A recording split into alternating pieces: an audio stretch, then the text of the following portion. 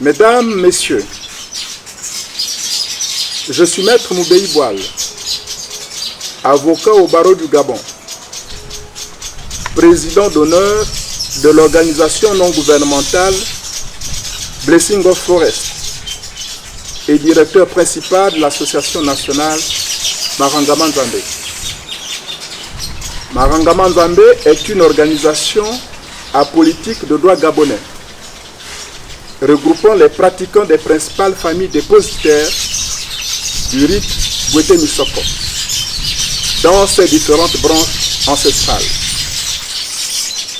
Elle œuvre pour une plus grande prise de conscience de la richesse du patrimoine culturel et naturel gabonais en général et défend en particulier l'iboga ainsi que toutes les essences végétales utiles à la pratique de la médecine traditionnelle.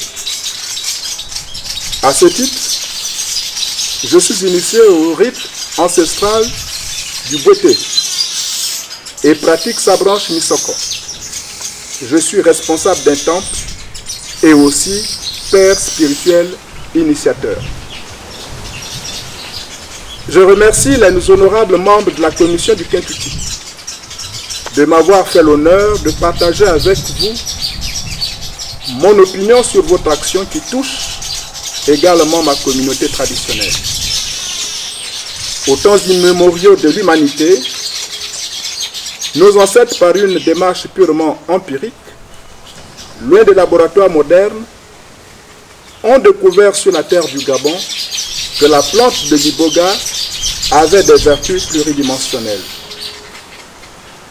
Utilisée essentiellement par les communautés traditionnelles dans les pratiques rituelles et thérapeutiques des différentes branches du Bwete, l'iboga s'est révélée très tôt comme une plante sacrée, parce qu'elle permet à l'initié de communier avec le divin, de soigner le corps et l'esprit malade.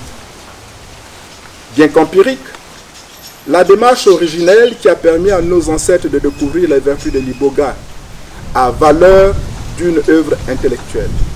Et par conséquent, leurs descendants doivent bénéficier des droits imprescriptibles attachés à son exploitation à travers le monde. Les communautés traditionnelles, héritières directes de cette œuvre intellectuelle et de ce patrimoine culturel, qui continuent leur pratique rituelle ancestrale autour de l'iboga, observent impuissantes depuis des siècles la dégradation de leur environnement naturel due à l'exploitation effrénée de la forêt et notamment de cette plante sacrée, menaçant ainsi leur équilibre culturel, économique et social. Les cris de détresse de ces communautés traditionnelles ont été entendus grâce à l'action soutenue de certaines organisations non gouvernementales comme Blessing of the Forest et à la volonté politique affirmée du gouvernement du Gabon, premier pays au monde à avoir signé le protocole de Nagoya en 2011. L'action de votre commission du Kentucky, destinée à éradiquer l'addiction aux opiacés et qui vise plus largement au renforcement des mécanismes internationaux de la défense de l'iboga et des intérêts des communautés traditionnelles locales gardiennes de la plante sacrée, ne peut que recevoir sans réserve le soutien de ces communautés traditionnelles à travers l'Association nationale Marangama Nzambe et The Blessing of the Forest.